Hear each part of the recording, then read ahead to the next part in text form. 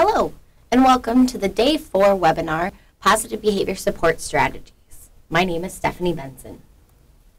Today we'll be talking about strategies for preventing challenging behavior, such as setting event, antecedent-based interventions, and where to locate resources, as well as consequent-based interventions and strategies for reducing challenging behavior, as well as strategies for increasing appropriate behavior.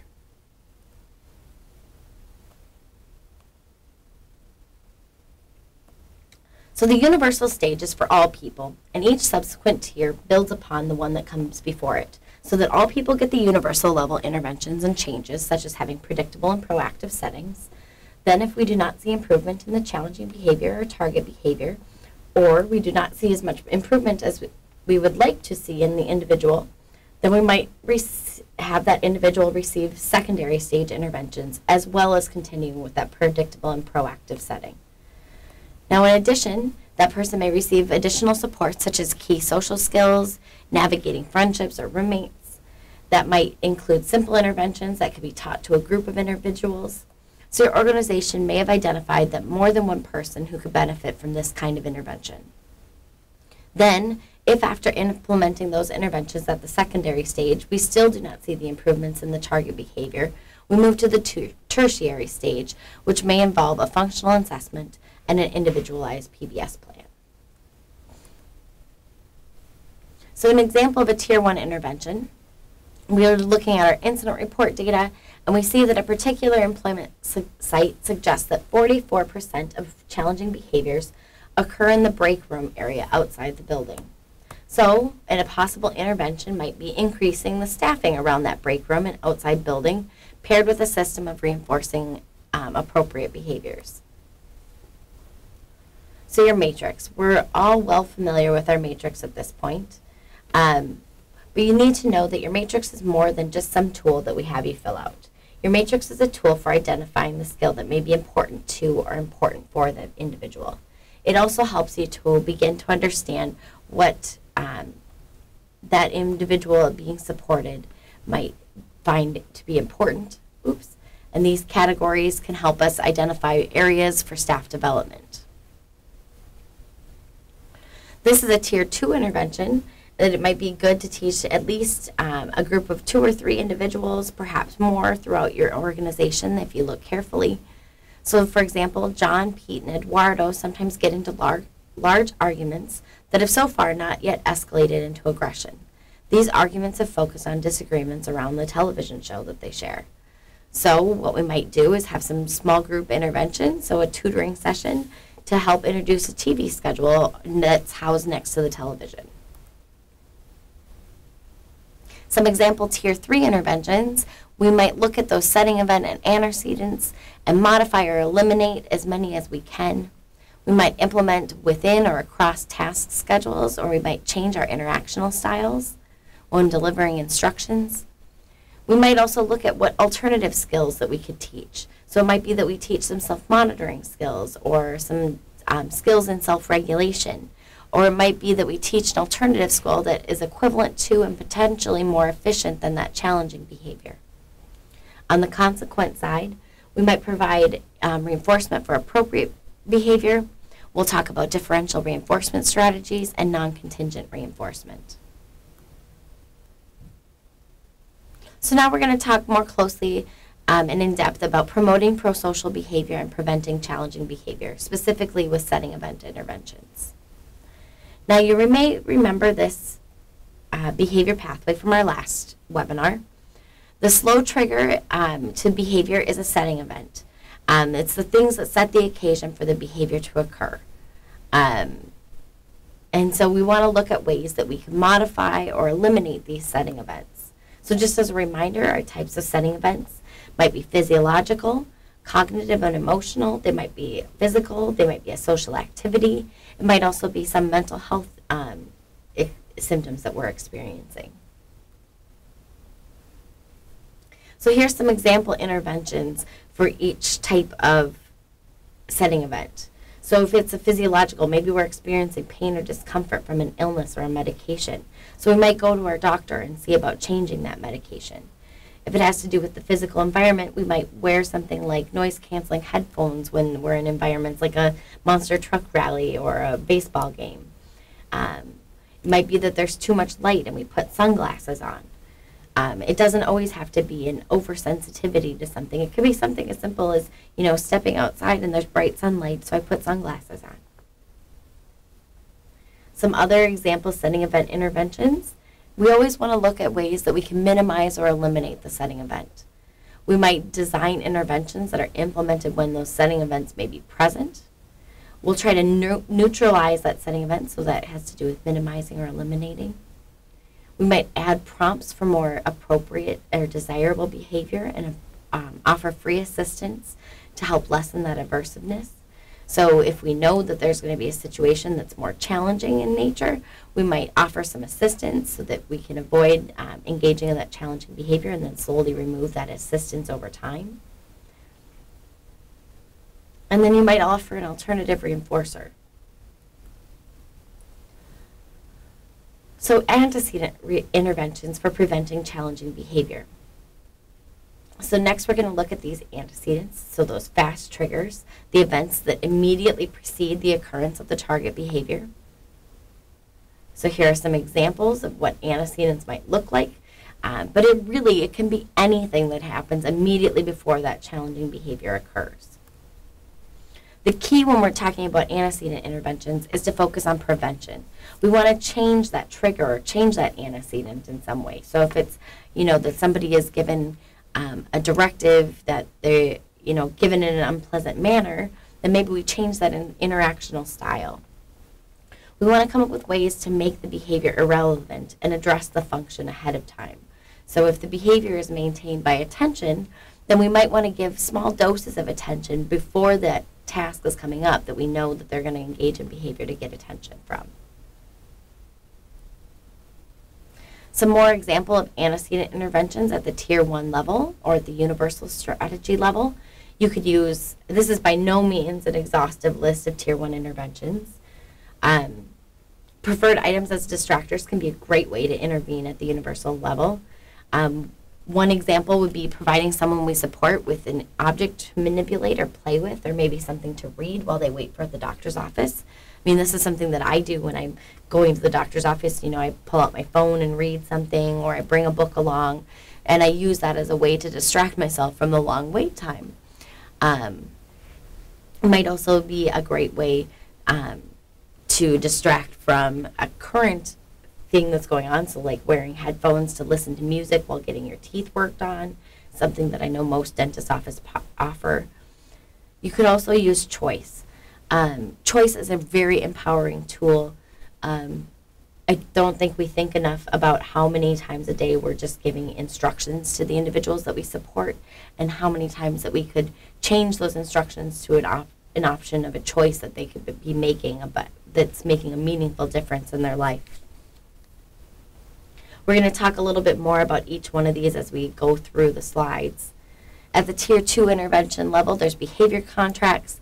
You could teach relaxation skills or teaching mindfulness skills, and these can both be found. There's a bunch of different resources on the mnpsp.org website for relaxation and mindfulness. We might also use schedules, so structuring our time in different ways, or having structured breaks, or sequencing those high and low preference activities. At the Tier 3 level, we have a functional behavior assessment, which is a process that identifies specific target behavior, the purpose of the behavior, and what factors might maintain that behavior. This is a process that we've been discussing that includes both indirect methods, such as interviews or checklists, and direct methods of collecting data, such as ABC recording or other methods of data collection. We're going to talk a little bit about tolerance for delay, contingency maps, and then competing schedules of reinforcement. So environmental arrangement. This is arranging the environment in a very purposeful way so that the organization of the materials or the furniture or the activities promote appropriate behavior and decrease the likelihood of problem behavior. Research has demonstrated that environmental arrangement can lead to increases in the frequency of communicative acts and social interactions. So a very simple one that we can think about is how we arrange our living room. If you arrange it in a way that's conducive to conversation, or do you arrange it in a way that's really conducive to watching television? And so how you arrange that furniture can really change the way we interact with our environment. Preferred items as a distractor. We talked about bringing books or other manipulatives or a phone or an iPad with to doctors or dentist appointments. I know parents use this a lot in long car rides. You know, you have to come up with something an activity to distract while that time passes. You know, think of things like road bingo. And so the individual is often offered an item that he or she likes that doesn't interfere with the activity, or so that they can still engage with that activity in a meaningful way while still engaging, you know, having that item that they may enjoy as a distracting item. So it's most effective for behaviors that are maintained by escape from a task or a demand. When engaging in a preferred activity does not interfere with the individual completing the preferred activity. For example, the individual may be able to listen to music while performing a simple task, or they may be able to listen to music while at the dentist's office, so they don't have to hear that annoying drill sound that's kind of scary. So why does it work? It distracts the learner from an aversive component or task. You know, it helps distract us from that environment that we're in. It may establish that person with that task as a reinforcer. It can also help in assisting to recruit social attention from others during that more unpleasant activity. So schedules. Using a group of symbols to represent the order of events across a period of time. So now it's important to use that sequence, use the kind of object or picture or type of symbol that's appropriate for the individual's communication level.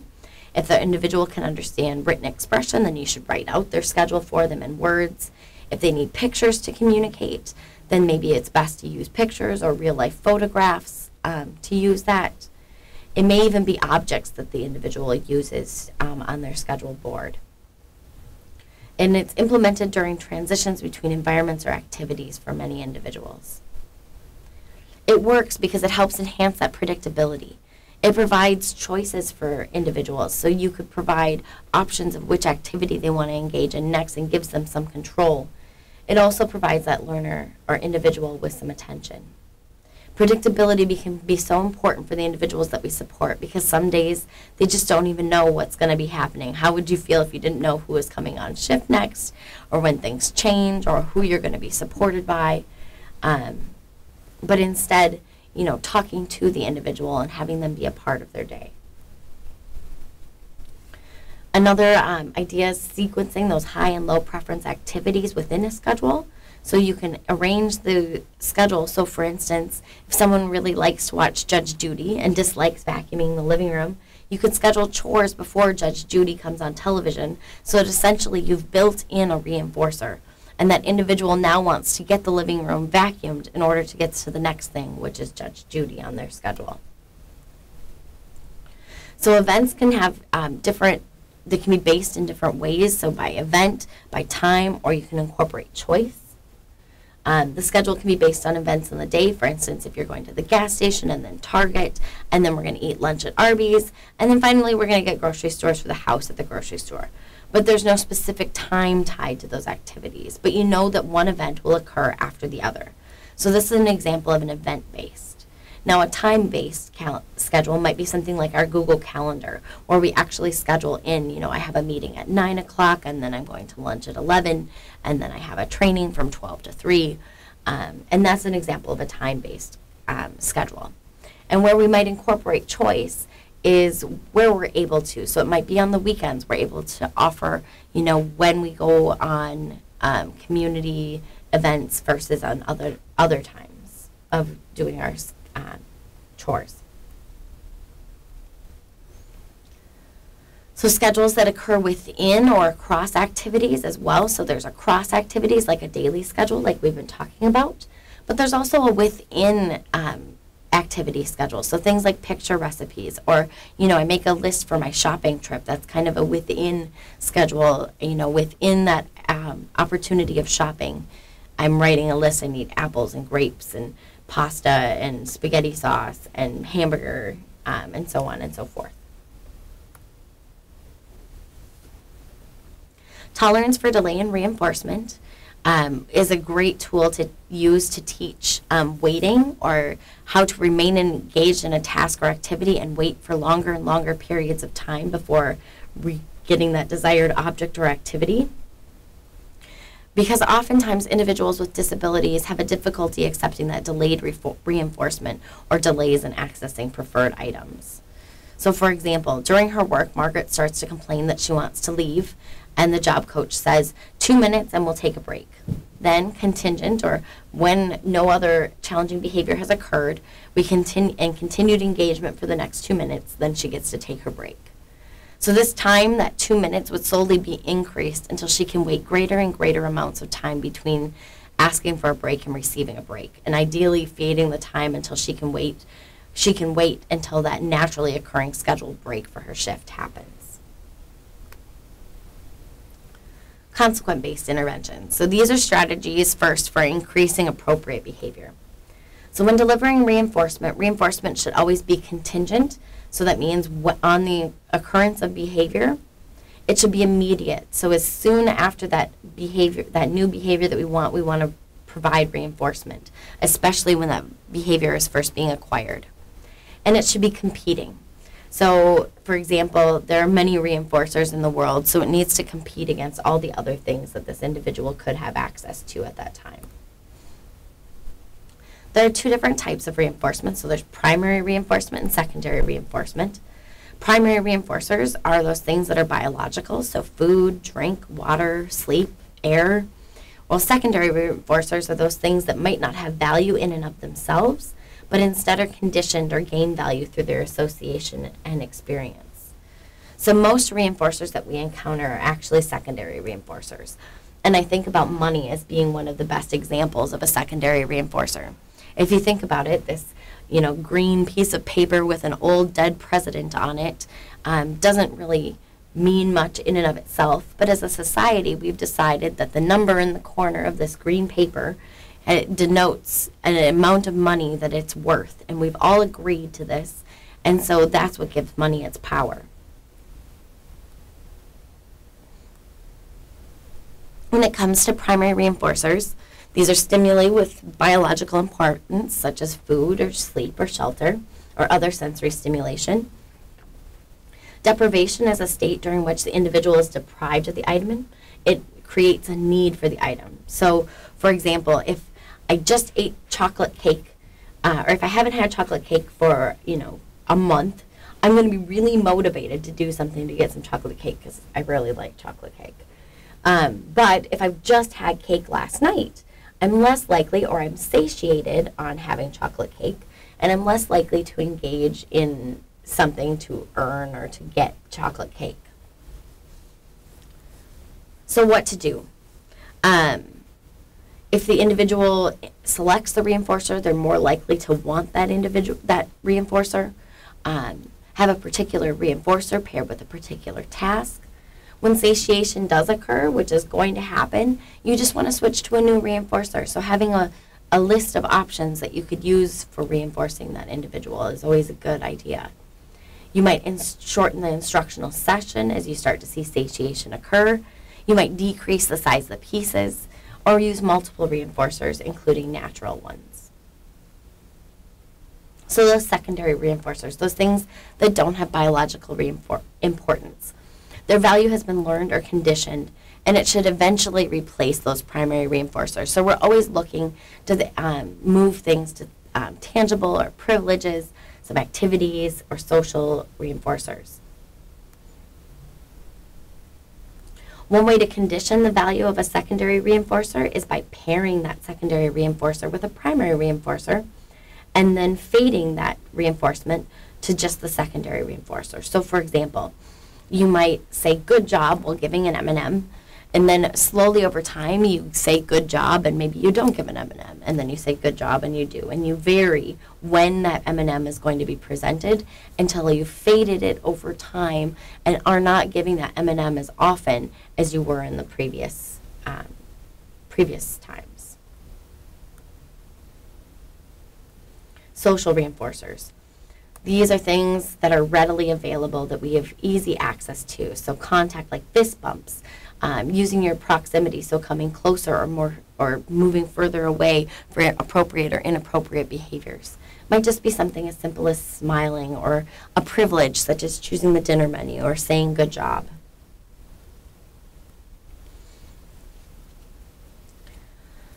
The PREMAC principle is a simple idea of pairing low-frequency behavior with a high-frequency behavior as a reinforcer.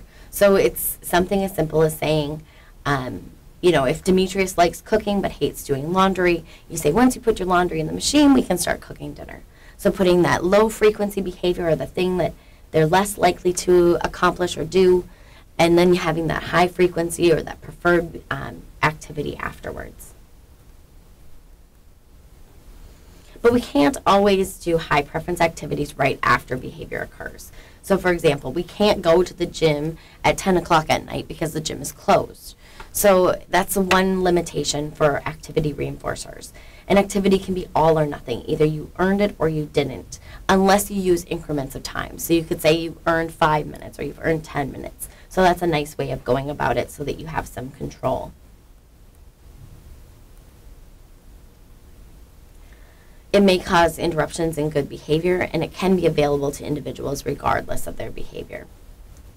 So generalized reinforcers, this is things like money, so they're exchangeable. It's associated with a variety of other primary and secondary reinforcers. The advantage of using a generalized reinforcer is that you can reinforce at any time without interruption. You don't have to stop what you're doing to take the individual off to, have their computer time.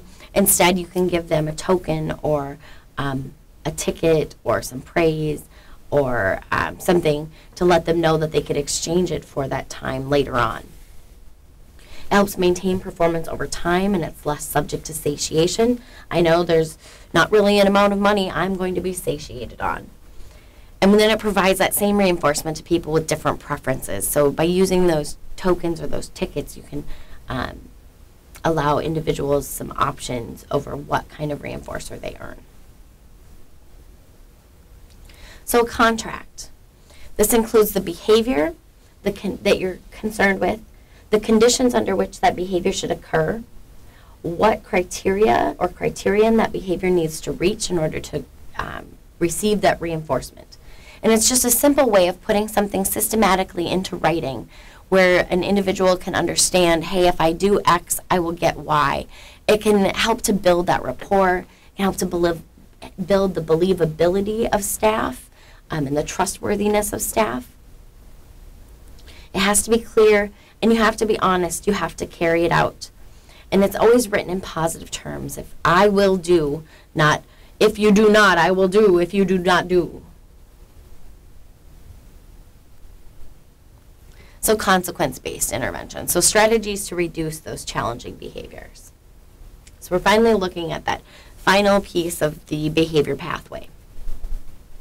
So when planning consequence-based interventions, you want to come up with a plan to eliminate or reduce the challenging behavior, as well as a plan to reinforce both the alternative behavior and the desired behavior. Remember our behavior pathway. You want to plan for this from the beginning of your interventions so that you can come up with, to establish those natural consequences in the end. So just a reminder of extinction. So extinction is the withdrawal of reinforcement from a previously reinforced response, and having that rate of the behavior decreases. So for example, if an individual has been receiving attention from staff for engaging in challenging behavior, then staff would want to remove reinforcement from the individual for engaging in challenging behavior. When you do this, you want to be prepared to also at the same time reinforce the appropriate behavior that that individual is engaging in, because otherwise we run the risk of having an extinction burst that lasts a long time. So why it should be used. Differential reinforcement. It's a positive approach.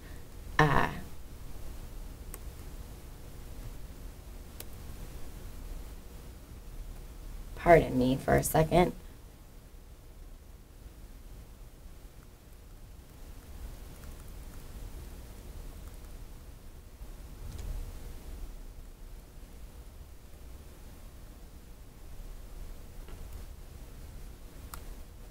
So differential reinforcement, why it should be used. It's a reinforcement-based procedure. It helps to progressively change behavior, and it's able to help to plan for fading reinforcement to those natural contingencies. So a summary of the DR procedures, or the differential reinforcement procedures. We have differential reinforcement of low rates of behavior, or DRL, differential reinforcement of zero occurrences, or DRO, and then DRI, differential reinforcement of incompatible behaviors, and DRA, differential reinforcement of alternative behaviors. So we're going to go through each one of these. Differential reinforcement of low rates of behavior. This is a schedule that's used to decrease the rate of behaviors. These behaviors may be tolerable or desirable in low rates, but they're inappropriate when they occur too often or too rapidly. So for example, if you're talking in a group discussion, that's great, but it's not so great when only one person dominates the conversation. Happening if you make a mistake and you leave your work area without permission, or you make a mistake on a work assignment. It happens, but it's not okay when it happens all the time. So these are examples of behaviors that would be good for DRL. Behaviors that if they happen at low rates, they're tolerable, but not if they were happening all the time. So how to conduct a DRL? First, you're going to want to collect baseline information. So that's information before the intervention is implemented. So how are things going right now? How many times, for instance, is somebody leaving their work area without permission? Is it 10 times an hour? Is it 20 times an hour? Is it 5 times an hour? Then you want to compare that total number of responses with some preset criterion. Then the reinforcer is delivered on occurrences if it is below that criterion. So say, for instance, on average, this individual is leaving their work area without permission 10 times per hour. So we start at 10 times an hour. And a reinforcer is delivered if they only leave 10 times an hour. And then it's 9, and then it's 8, and then it's 7, and then it's 4. And you keep reducing. You can also do this following schedule, so it could be an interval or a full session, or it could be a changing criterion design. So some guidelines. You want to determine your baseline, but then you want to keep taking data. The average number of responses can be that initial DRL limit. That's what, like I was talking about in the example of 10 times an hour leaving your work area, so you would start at 10 times an hour. You want to avoid reinforcing too frequently or not enough, but consider how you're going to fade back. And how will you give that individual feedback? Are you going to tell them directly each time that they meet their DRL limit? Are you going to say at the end of each hour, wow, you've done a great job? Or what if they've engaged in more than their criterion? How are you going to give that feedback? So for example, Ahmed can go to the bathroom 2 times in 30 minutes, and he receives 2 minutes of free time. Ahmed goes to the bathroom 3 times in 30 minutes, so he doesn't receive free time.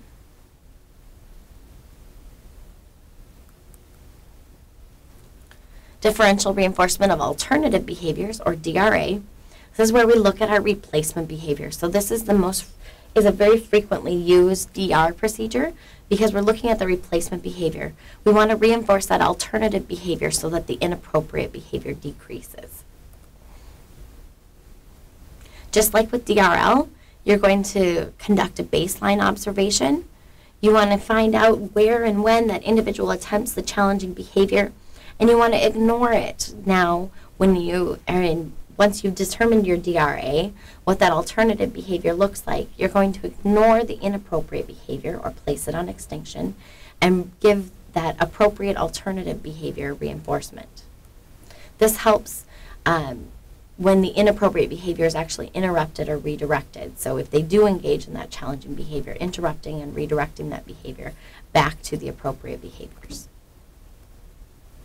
Now, the most important piece about the alternative behavior is it needs to serve the same function as the inappropriate or the challenging behavior.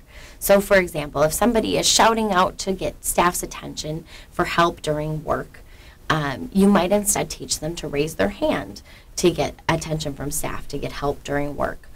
This is an alternative behavior. Both behaviors, yelling out and raising your hand, serve the same function of getting attention from somebody else. But one is more appropriate, and one hopefully will then require less effort and less complexity over time. And it results in the same reinforcement. So some examples. Reggie is reinforced for clipping his fingernails, and biting his fingernails is ignored. So whenever Reggie is ignoring or is biting his fingernails, we might come in and redirect or interrupt that behavior and maybe bring out a nail clipper and reinforce him then for engaging in clipping his nails instead.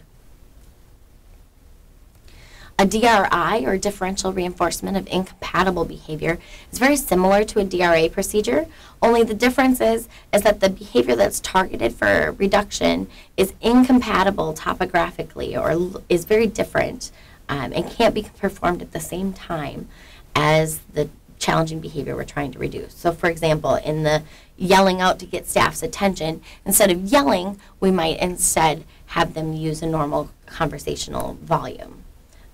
Examples might also be on task at work versus off task at work. You can't do them both at the same time. Running versus walking. So behavior that is incompatible is chosen, something that you can't do at the same time as another behavior.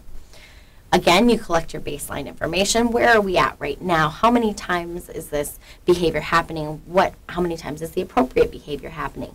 You want to choose a schedule of reinforcement, so how long does that individual need to go, or how many times do they need to request using an appropriate conversational volume as opposed to yelling. You choose that schedule of reinforcement, and then you slowly thin that schedule over time and reinforcing that appropriate behavior.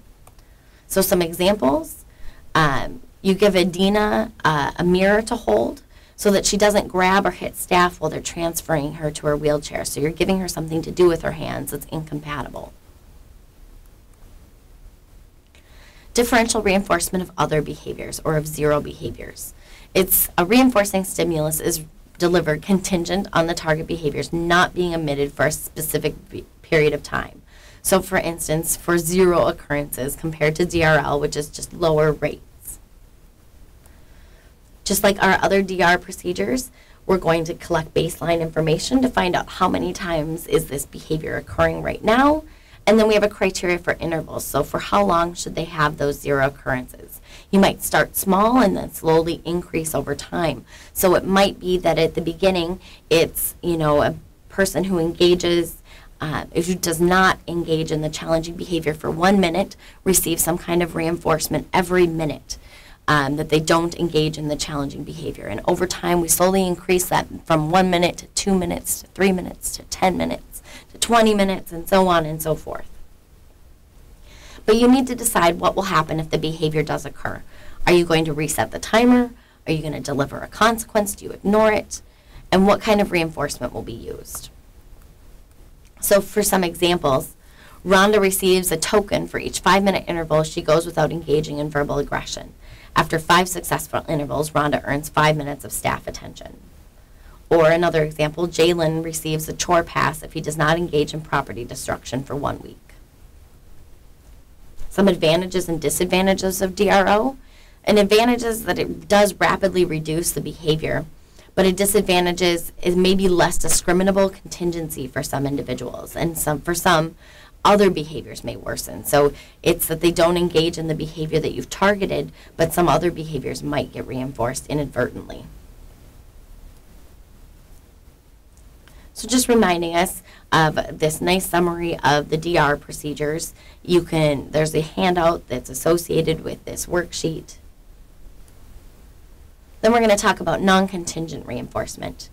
So some of the limitations to DRO in identifying appropriate intervals and implementing with fidelity can be solved through this alternative known as non-contingent reinforcement. So non-contingent reinforcement is providing that positive reinforcement not related to the target behavior. So it's delivering reinforcement on a fixed time schedule, independent of whether the individual engages in that target behavior or not. So it's saying every 5 minutes, I'm going to come over and give this individual attention while they're at work, regardless of whether they left the station or whether they yelled out or if they didn't, or if they stayed on task the whole time. Regardless of what they did, I'm coming over every 5 minutes to deliver attention to this individual. What it does is it helps to reduce that response reinforcer relationship. So if they receive the reinforcer at pre-selected intervals of time and challenging behavior is ignored, it helps to dissociate that relationship and dissociates the reinforcer from the behavior. Does anybody have questions? Thank you for listening to Day 4 webinar. We'll see you next time.